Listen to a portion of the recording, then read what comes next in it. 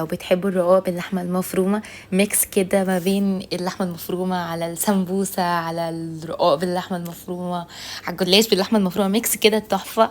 يبقى الوصفة دي ليكم. اهم حاجة لو كنتم موجودين متنسوش اللايك للفيديو والاشتراك للقناة. يلا بينا نبتدي.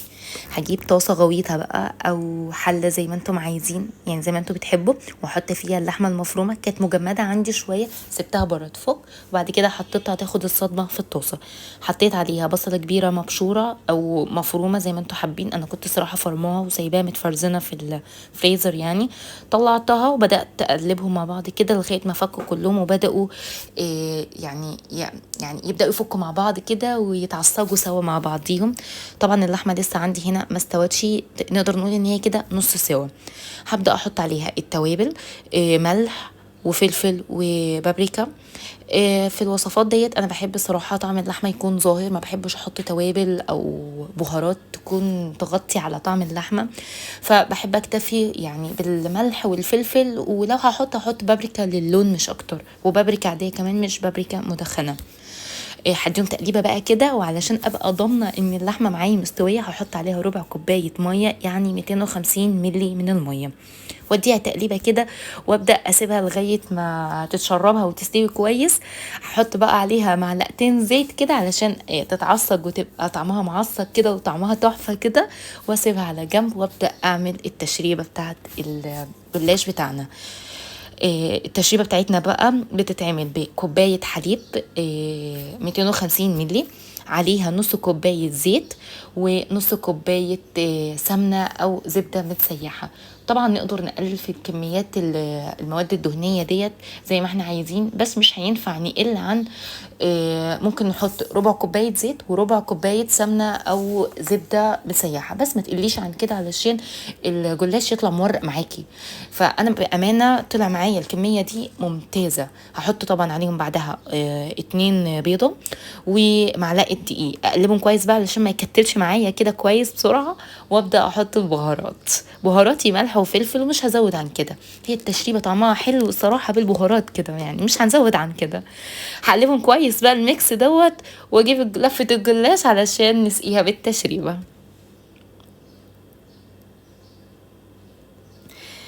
لفة الجلاش اللي عندي بقى الصراحة كانت مرهقة شوية، كان فيها للأسف بعض القطعات كده خفيفة، بس يعني علشان فيها قطعات هنرميها يعني لا أكيد هنطبخ بيها، بس هنحاول نظبط الورق بتاعها. يعني انت هتشوفوا الورق هتلاقي فيه شوية قطعات خفيفة كده، فاحنا هنحاول نتعامل مع القطعات دي ونبدأ نلمهم على بعض كده، علشان يعني لازم نستفيد بكل أكل عندنا يعني. هجيب بقى الورق. الورق انا حبيت يكون سمكه ورقتين، يعني هجيب ورقتين جلاش فوق بعض واقوم دهنهم بالتشريبه كويس قوي، واقوم حاطه على طرف الورقه كده زي خط كده في الاول. هحط اللحمه المفرومه سطر كده وابدا الف الورقه زي الرولة، كانك بتلفي رول او زي السويس رول واحنا بنلفه، او زي اي حاجه احنا بنلفها بنبرمها حوالين بعضها. حاولي بس على قد ما تقدري تلفي اللفه تكون كويسه قوي، وتحاولي يعني تضغطي عليها وتدمكيها كويس، تاخدي بالك الورقه ما تتقطعش منك لان الورقه بتكون ضعيفه لما بنحط عليها التشريبه. بس نقدر نزود عدد الورق ده، طبعا ينفع نقدر نزود عدد الورق ده. ممكن نخلي عدد الورق بتاعنا ورقتين وادهنها تشريبه، واحط ورقتين كمان وادهنها نفس التشريبه بتاعتي، واحط سطر لحمه مفرومه والف وابرم الرول عادي، ما فيش مشكله. بس يعني انا ما افضلش ان احنا نحط 4 ورقات، لان سمك الرول بتاع الجلاش او سمك الرول بتاع البوريك بيكون سميك قوي، بيبقى طعمه مش حلو. كده كده احنا لما بنلف الورقتين يعني بيكونوا ورقتين بس وتلفيهم، هو كده كده لما بيتلفوا حوالين بعضهم بيبقى السمك كويس يعني مظبوط. بس كده بجيب بقى الصينيه اللي احنا هنحط فيها الجلاش، ادينا دهنه زيت كويسه كده علشان ما تلزقش فيها الجلاش، وابدا احط صوابع الجلاش فيها. هلفهم بقى كلهم بنفس الطريقه كده، وحاولوا زي ما قلنا نلفها كويس وناخد بالنا ما تتقطعش، يعني بالراحه قوي كده في التعامل معاها لانها بتكون ضعيفه جدا، خصوصا ان احنا عاملين ورقتين بس. بتكون طبعا اقوى شويه لو احنا عملنا ورقتين وعملنا لها التشريبه وبعدين ورقتين تاني وبعدين التشريبه. بس يعني انا بحس ان احنا بناكل ورق جلاش اكتر يعني كده انت بتبقي حاسه انك بتاكلي حاجه ميكس كده بين الجلاش والرقاق والسمبوسه، حاجه كده مش مفهومه بس هي حرفيا تحفه.